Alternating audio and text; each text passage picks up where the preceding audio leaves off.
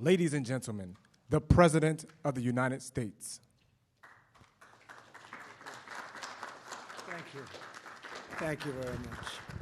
It's a great honor to have you all. I know your stories. I got to read about your stories. In some cases, I knew your story without having to read about it from Staten Island. So thank you all very much. Great honor to have you.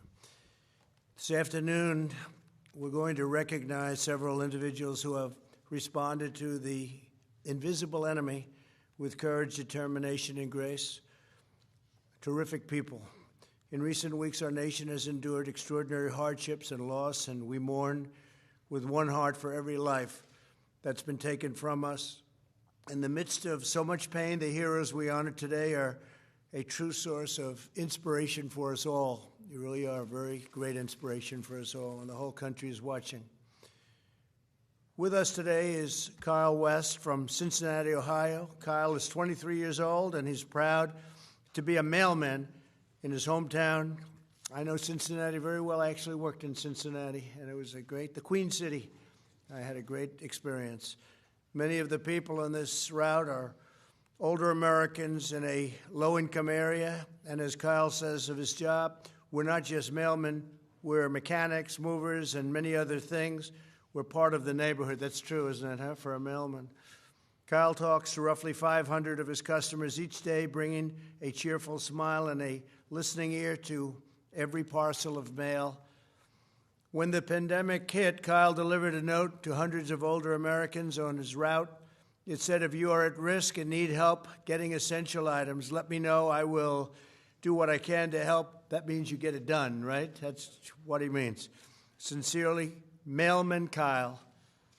Since then, Kyle has received more than 400 responses, and he's delivered vital groceries to dozens of senior citizens. Kyle, your love for your neighbors lifts us and the entire nation. Would you come up and say a few words, please? Thank you, Kyle. It's terrific. I'll move that down for you. Thank you. Thank you. All right. Thank you, Mr. President. I'm greatly honored to be here to represent my fellow postal employees as we continue to provide our essential services to America. Customers often tell us during difficult times that seeing us out every day gives them a sense of normalcy in their life. The gratitude we are receiving from our customers is greatly inspiring, and the thank you notes along our routes are helping us get through. We're delivering a lot of essential items at this time. The amount of medicine has greatly increased. Customers depend on us for Social Security checks and other financial information, census material, mail-in ballots, and then essential items that they're ordering online. At the Postal Service, we're continuing to follow CDC guidelines to keep ourselves and our customers safe. Social distancing, wearing a face mask, lots of hand washing, and the cleaning of our vehicles and facilities. I'm very proud to work for the Postal Service and to deliver for our country. Thank you. Great job. Thank you very much, Kyle. Also with us are Libby Bish and Raphael Mello, and they're real estate agents in Northern Virginia, great business real estate. When one of their clients told them that his restaurant had been hit hard, Libby and Raphael decided they wanted to do something to help. They began raising money to buy food from restaurants to donate to local hospitals. Within a few weeks, they have raised over $6,000, made 18 deliveries, and fed over 500 healthcare workers. And Libby and Raphael, please, I'd like to thank you and acknowledge you by having you step forward and say a few words. Please.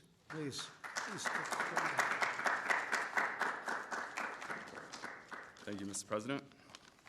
Kind of covered it all for us already.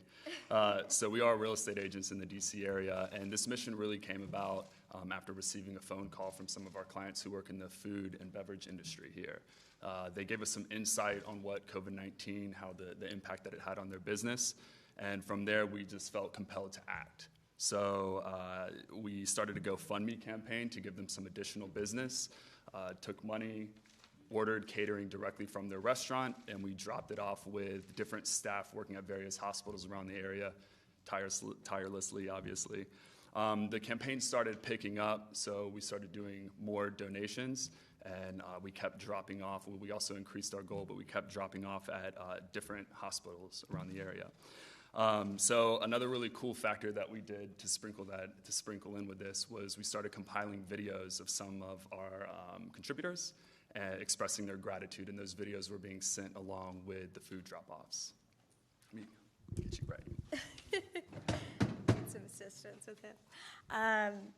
So Mr. President already addressed most of this, but we named our campaign Frontline Fuel. We raised over $6,000, helped over 18 local businesses, and delivered meals to nurses and doctors in the area, over 500 nurses and doctors. We also partner with a local boutique company that produces hand sanitizer, Defy Aesthetic, to include in our drop-offs as an added bonus. Our mission is simple. We want to help local business while also encouraging and helping healthcare workers who are selflessly working around the clock to ensure the health of our people. Thank you, Mr. President, for this opportunity. It's an honor to be here today. Fantastic. Thank you both. Thanks very much. Great job. Tall guy, right? Next to. So how tall are you? 6'8". 6'8". That's a good height. That's. I have a son that looks like he's going to be right around that number. Barron, right? He's going to be up there. That's really good. Thank you very much, and thank you, Libby, very much. Today we also honor T.J. Kim, a high school sophomore from McLean, Virginia. T.J. hopes to serve as a pilot in the United States Navy. At just 16-year-old, 16, boy, that's a great age. T.J. is already taking flight classes to get his pilot's license. When he heard that hospitals needed more personal protective equipment, he launched his own mission, Operation SOS, which stands for Supplies Over the Skies. He worked with his school, church, and community to collect medical supplies. With the help of the flight instructor, who probably was a very good person. What do you think? Pretty good? Good flight instructor, too? Knows how to fly, right? Pretty good. You better take your lessons from somebody that knows how to fly. But who also joins us today, and TJ has flown and delivered more than 10,000 pieces of personal protective equipment. That's a lot of work. That's a lot of flying, too. That's great.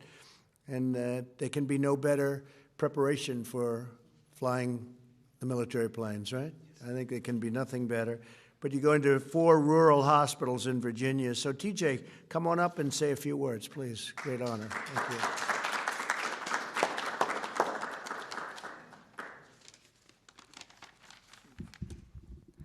Thank you, Mr. President. I'm beyond humbled to be here today. My name is TJ Kim, and I'm a sophomore at the Landon School in Bethesda, Maryland.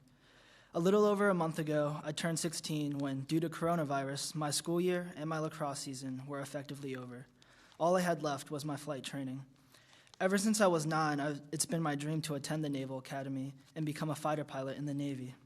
So I talked to my dad about ways that I could continue my flight training while serving the community at the same time. We came up with Operation SOS, meaning Supplies Over the Skies. In my home state of Virginia, I found that there are 7 critical access hospitals serving the rural communities around them. And I realized that while every hospital is hurting for Tier 1 PPEs, it was the rural hospitals that were often forgotten about. So I wanted to do something to help and bless them. I've flown 4 Operation SOS missions so far to Luray Caverns, Winchester, the highlands of Hot Springs, and the northern neck of Topping. I've sourced and delivered 8,000 medical gloves, 2,000 head covers, 1,500 shoe covers, 400 masks, as well as protective eyewear, isolation gowns, hand sanitizers, and disinfectant sprays. The response has been amazing. Throughout my journey, I've learned 2 lessons. First is that it takes a community to serve the community.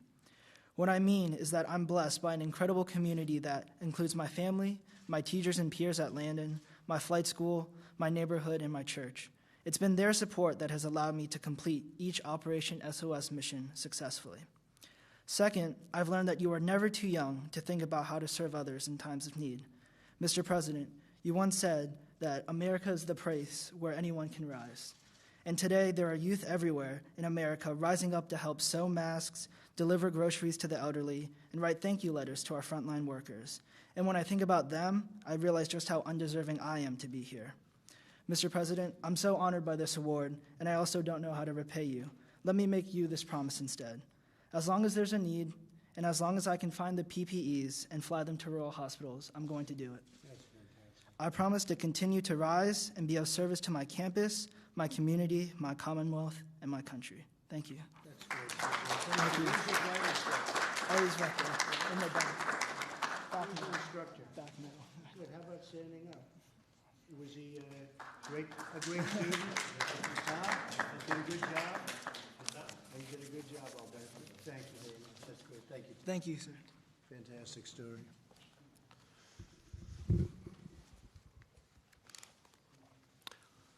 So a man that I know because I spent a lot of time and spend in a place called Staten Island, right? That's true, Frank. You know that. Frank Siller from Staten Island, New York, really special place. I spent many an hour, many a day with my father there over the years, and it's just great. Nearly 2 decades ago, Frank founded an organization called Tunnel to Towers to support the loved ones of the fallen first responders and service members. He began this mission to honor the legacy of his younger brother, firefighter Stephen Siller. And so Stephen's looking down right now, and he says, my brother's in the White House doing a real job. He's very proud of you. I know how hard you work. Coming from New York, I guess especially, Frank, I know how hard you work, and you've done a fantastic job. We appreciate it very much. But he was one of the immortal heroes who gave his life on September 11th, 2001. As the virus began to spread in New York earlier this year, Frank leapt into action. He helped raise money to deliver more than 1 million pieces of personal protective equipment. That's a lot. For hospitals in the city, Frank and his army of volunteers have delivered food to firehouses and phone stations and police stations and all sorts of places all across New York and New Jersey. Frank also raised over $5 million to help pay the mortgages of families' homes at 25 first responders. I guess it's a total of 25. So you have a lot of people that are very thankful, Frank. I've heard a lot about it. First responders and healthcare workers who have tragically lost their lives in the fight against the virus. It's a vicious, vicious enemy. Frank, I want to thank you for continuing to support our nation's heroes. And again, your family and your brother is very proud of you, looking down. And please come up and say a few words, Frank, please. Thank you.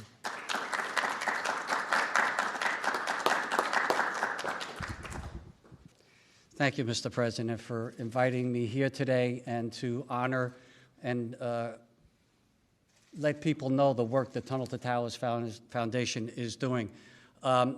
My siblings and I, we started the foundation in honor of my brother, a New York City firefighter, on September 11, 2001, strapped 60 pounds of gear on his back and ran through the Brooklyn Battery Tunnel, which is almost 2 miles long, and I know you know that.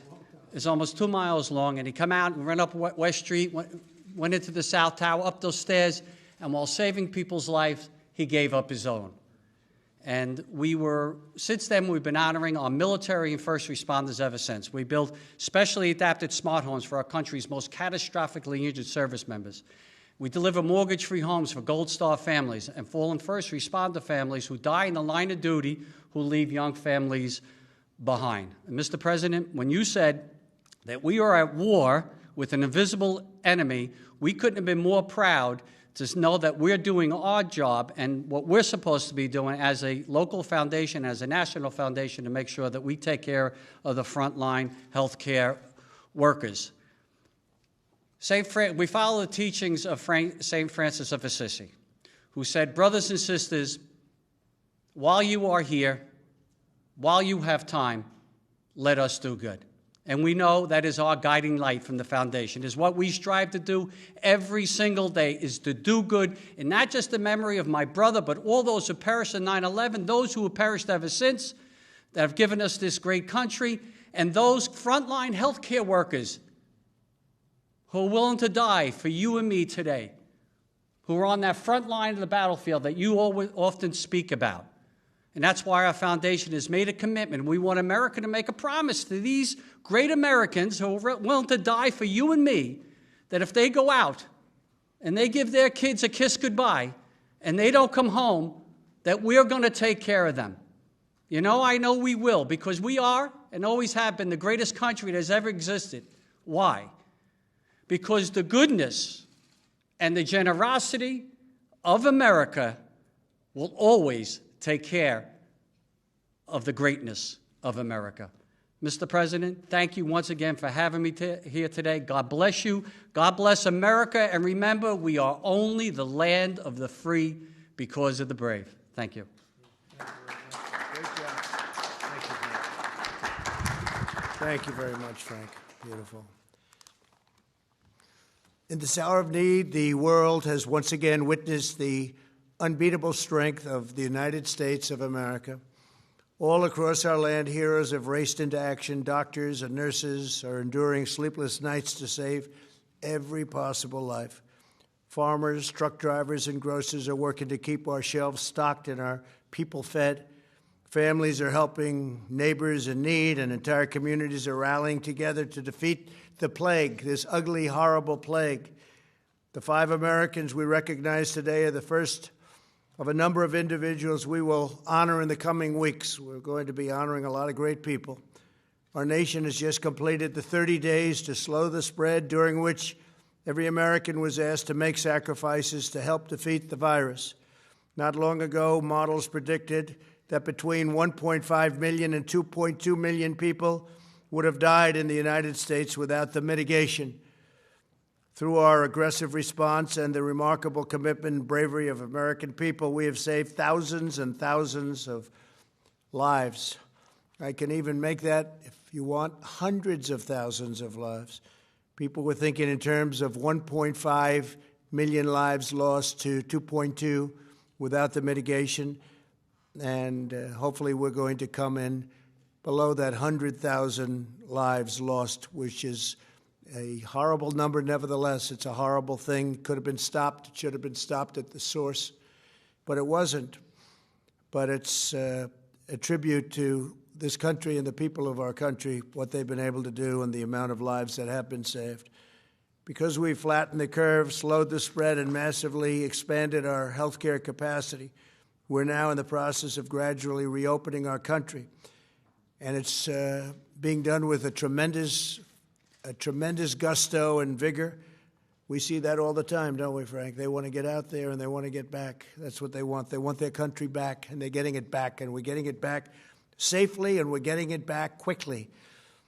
It's a strategy guided by science, evidence, facts, and reason. Never-ending lockdown would inflict colossal damage on the health and lifespans of our people. Public health is closely tied to economic health. No state or country can long ignore the facts and the truth. And we're just very proud of the fact that people have put up with so much in order to keep the numbers down to the level that it looks like we'll be having. Our finished number should be something, think of it. We could save anywhere from 1 million to even 1.5 million.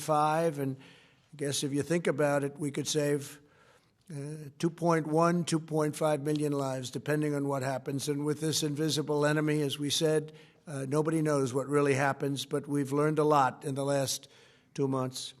Throughout our history, it's America's love and strength, not its fears and doubts, that have paved the way and paved the road to victory. Together we'll emerge from this chapter of hardship and all of those deaths of such great souls and such great people with new unity and resolve. Our people will thrive, our industries will roar, our innovators will astonish, and America will triumph like never before. And that's what I feel, like never before. We built the greatest economy in the history of the world, greatest employment numbers, greatest stock market, greatest number of jobs any way you want it, greatest industries, greatest creations. And one day we had to close it down. They said, sir, we're going to have to close it down. And we did that, and everybody suffered. but they did an incredible job. And because of that, we've saved maybe millions of lives. And I just want to thank everybody. This is a scourge all around the world. 182 countries as of a week ago, so it's probably higher. 182 countries are going through relatively the same thing, and it's a very sad chapter. There was no reason for this. There was no reason for this. It should have been stopped at the source. But I'd like to congratulate these incredible 5 Americans, and I'd like to ask them to come forward and receive their award and their recognition, and they deserve it, and we'll be watching you throughout your life. You may be around a little bit longer than me, Mr. Mailman, but I'll be watching you as long as I can. I'm watching all of you, and I want to thank you very much. And to my hometown man, thank you very much. Thank you, Frank. Please. Kyle West.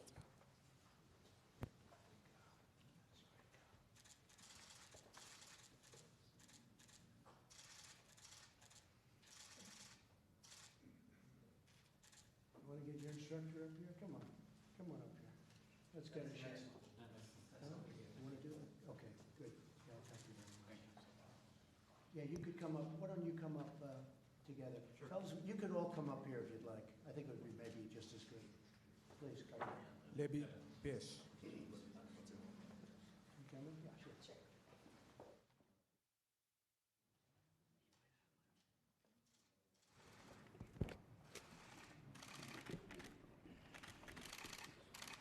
Thank you very much. Congratulations. Thank you very much. Thanks. Raphael Mello. Yeah, I think so. Let's do one, and then we'll do one as a single, right?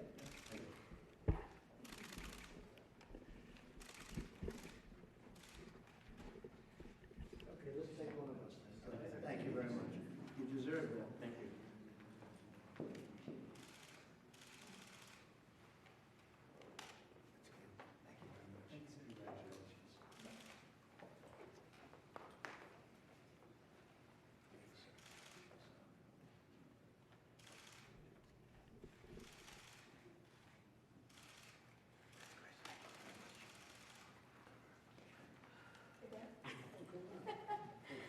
Almost forgot. didn't we? We won't let that happen.